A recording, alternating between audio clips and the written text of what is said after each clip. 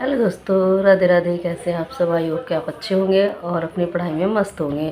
दोस्तों, आज हम बात करने वाले हैं कि मैं टीजीटी पीजीटी की तैयारी कहाँ से कर रही हूँ और आप अपनी टीजीटी पीजीटी 2026 की तैयारी कैसे कर सकते हैं। दोस्तों, अगर मैं बात करूँ कि मैं सबसे पहले एनसीईआरटी बेस कंप्लीट करूँगी और उसके बाद में जो मेरे पास नोट्स हैं मैं उनसे अपनी तैयारी कंप्लीट करूँगी।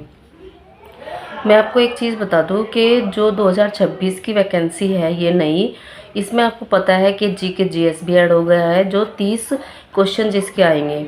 और यहाँ पे एक बात अच्छे से समझ लीजिए कि अगर हमें इस वैकेंसी में सिलेक्शन लेना है और अपने को एक अच्छी जगह स्टेबल करना है तो आपको मेहनत करनी पड़ेगी। देखिए दोस्तों, बिना मेहनत के तो कुछ भी नहीं मिलेगा और बहुत ज़्यादा कंपटीशन है। और इस बहुत ज़्यादा कंपटीशन में आपको चाहिए कि आप अभी से अपनी तैयारी स्टार्ट कर दें। जिन भी कैंडिडेट ने अब तक अपनी तैयारी स्टार्ट नहीं की है, जो एग्ज़ाम के जो फॉर्म का इंतज़ार कर रहे हैं, तो बहुत गलत कर रहे हैं। आपको फॉर्म का इंतज़ार नहीं करना है, आपको अपनी तैयारी को लगातार करते रहना है। देखिए, अब नहीं 15-20 दिन में ये फॉर्म निकल ही जाएंगे और जैसे ही ये फॉर्म निकलेंगे, विज्ञप्ति आएगी तो आपको कंफर्म हो जाएगा कि हाँ ये एग्ज़ाम होगा। जैसे कि गवर्नमेंट का टारगेट है कि ये 120 दिन का टारगेट है कि 120 दिन में ये एग्ज़ाम भी करा लेंगे और रिज़ल्ट भी आउट कर देंगे। तो उस अगर इतनी फास्ट ये वर्क करते हैं तो जाहिर सी बात है कि आपको तैयारी के लिए बहुत कम टाइम मिलेगा, क्योंकि 4 महीने बहुत कम समय होता है किसी भी एग्ज़ाम की प्रिपरेशन करने के लिए। लेकिन जो पहले से लगे हुए हैं, जैसे कि 2022 के कैंडिडेट हैं जिनका सब कुछ क्लियर है लेकिन उनका नहीं हो पाया किसी कारण से, जिनकी तैयारी बहुत अच्छी थी, तो मैं उनसे यही कहूँगी कि आप अभी से लग जाइए और आप अपनी तैयारी को रिवीजन के रूप में कीजिए, क्योंकि आपका बेस पहले से ही कंप्लीट है। अगर हाँ कोई मिस्टेक रही होगी 2022 के एग्ज़ाम में तो आप इस बार उसको मत होने देना, क्योंकि कंपटीशन बहुत ज़्यादा है।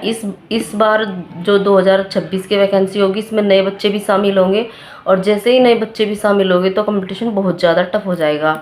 और एक बात और बतानी है आपको कि अगर आपने अभी से तैयारी स्टार्ट कर दी तो एग्ज़ाम टाइम तक जो आपका रिवीजन टाइम है वो आपको बहुत बेहतर मिल जाएगा, क्योंकि रिवीजन नहीं मिल पाता है जिससे कि हमने जितना भी पढ़ा हुआ है वो सब हमारी मेमोरी से डिलीट होता चला जाता है। तो हमारी मेमोरी में सब कुछ सेफ रहे, तो इसलिए हमें क्या करना है कि अपनी तैयारी को लगातार करना है और 3-4 दिन के बाद हर एक चैप्टर को आप रिवाइज करना, जिससे कि आपने जो आगे का पढ़ा है तो पीछे का आप मत भूलें, पीछे का आप के याद रहे। और पीछे का कब याद रहेगा? जब हम बहुत अच्छे से उसको आगे का पढ़ते रहेंगे और पीछे का रिवीजन करते रहेंगे तो हमें चीज़ें याद रहती है। नहीं तो कुछ दिन के बाद हम पीछे की सारी चीज़ें भूल जाते हैं।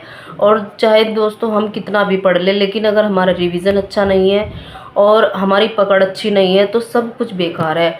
और आपको एक चीज़ और मैं बहुत अच्छे से समझा दूँ कि आप चाहे कितने भी पढ़े लिखे हैं, आप कितने भी होशियार हैं, लेकिन अगर आप कोई काम नहीं कर रहे हैं और या आपके पास एक्स्ट्रा कोई जॉब नहीं है, तो अगर आपको गवर्नमेंट जॉब चाहिए तो आपको रिवीजन भी करना पड़ेगा। टारगेट सेट करो अपने कि आप डेली आपको इतने चैप्टर कंप्लीट करने हैं। जब आप एक टारगेट के रूप में अपनी तैयारी करोगे तो वो बहुत जल्दी से आप अपने टारगेट को अचीव कर लोगे। दोस्तों, सबसे बड़ी प्रॉब्लम है हाउसवाइफ के लिए कि वो अपनी तैयारी को कैसे मैनेज करे। हाउसवाइफ के लिए समय नहीं है और समय नहीं है तो वो तैयारी नहीं कर सकती। देखिए, आप सबसे बेस्ट तरीका है कि आप यूट्यूब के ज़रिए अपनी तैयारी को कीजिए, आपके पास जितना भी टाइम है, क्योंकि आप किसी न किसी टीचर को फॉलो ज़रूर करती होंगी। तो प्रिपरेशन की जब आप तैयारी करते हैं तो आपको सबसे पहले तो आपको टाइम चाहिए, और टाइम हाउसवाइफ के लिए कम होता है क्योंकि उसे घर के भी सारे काम देखने होते हैं और बहुत सारी जिम्मेदारियां होती है। उन सब के बीच में अपने लिए टाइम निकालना बहुत मुश्किल होता है। तो मैं आपसे यही कहूँगी कि आपने कोई ना कोई यूट्यूब पर कोई ना कोई किसी न किसी टीचर को आप फॉलो करती होंगी। आप जिस भी टीचर को फॉलो करती हैं तो आप उसको ऐसा कीजिए कि आप अपने कानों में लीड लगा के आप जो भी अपना घर का काम कर रही हैं, आप किचन में हो या आप कुछ भी काम कर रही हैं, तो आप उसको सुनते रहिए।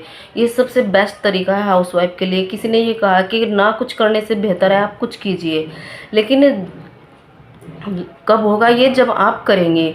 1-2 दिन ऐसा होता है कि आपको टारगेट करते हैं, अरे देखो ये कान में लीड लगा रखी है, ये कर रहा है, आप सुनिए ही मत किसी की भी। लेकिन जिस दिन आप सक्सेस हो जाएंगे उस दिन सबको सबके जवाब मिल जाएंगे। आपको हारना नहीं है, थकना नहीं है। अगर आप लगातार लगे रहते हैं तो आपको सक्सेस ज़रूर मिलेगी। मैं भी एस्पिरेंट हूँ, मैं भी अपने लिए टाइम निकालती हूँ। नहीं मिलता टाइम, लेकिन मैं यूट्यूब चैनल भी चलाती हूँ और मैं अपनी पढ़ाई भी करती हूँ। इसके साथ साथ में मैं एक हाउसवाइफ भी हूँ और अपने घर के काम भी करती हूँ। तो बहुत मुश्किल होता है एडजस्ट करना, लेकिन क्या करें, हम औरतें हैं, हम महिलाएं हैं, हमें करना है।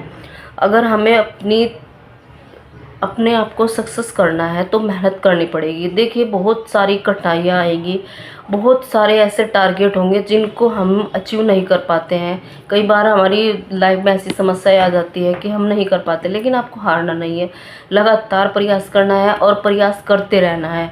आप अगर हार जाती हैं, महिलाओं के अंदर इतनी ताकत होती है कि वो कुछ भी कर सकती है। अगर उसने ये ठान लिया कि आप ये कर सकती है तो कर सकती है। तो आपको भी ऐसे ही मोटिवेट रहना है। जब भी आपको ऐसा लगे कि आप निराश हैं, हताश हैं, परेशान हैं, तो आप मेरी ये वीडियो देखिए और आप अपने आप को दोबारा से मोटिवेट कीजिए। और हर दिन लड़ना है, हर टाइम लड़ना है, दूसरों से नहीं अपने आप से लड़ना है कि मुझे इस बार तैयारी करनी है और इस बार मुझे सिलेक्शन लेना है। जिस दिन आप कामयाब हो जाएंगे सबके मुंह बंद हो जाएंगे, कोई आपको कुछ भी नहीं कहेगा और आपका जीवन जो होगा वो बहुत बेहतर होगा, बहुत अच्छा होगा। एक ये मानिए कि आपका एक सुनहरा भविष्य होगा और जो आपके सामने है, जिसे आपको अचीव करना है। और इस 2026 के वैकेंसी में एक सीट आपको लेनी है। तो दोस्तों चलिए इसी के साथ ये वीडियो यहीं समाप्त करती हूँ। आप अगर चैनल पर नए हैं तो लाइक शेयर सब्सक्राइब ज़रूर करें और इसी तरह की मोटिवेटेड वीडियोस मेरे चैनल पर मिलती रहेंगी। तो चलिए खुश रहिए, मस्त रहिए और अपने डेली टारगेट को आप अचीव करते रहिए। तो चलिए मिलेंगे नेक्स्ट वीडियो में, तब तक के लिए थैंक यू सो मच।